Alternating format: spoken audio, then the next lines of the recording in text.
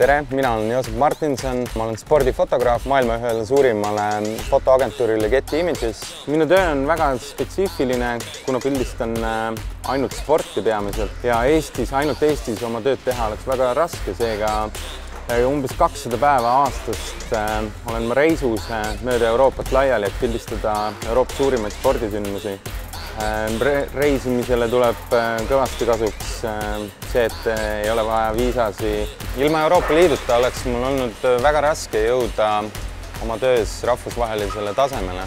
Noored ja andekad inimesed seega peakski pigem mõtlema oma ambitsioonides mitte ainult Eesti-põhiselt, aga miks mitte minna ja vallutada peale Eesti vallutamist tervet Euroopat, et see võimalus on meil kõigil olemas.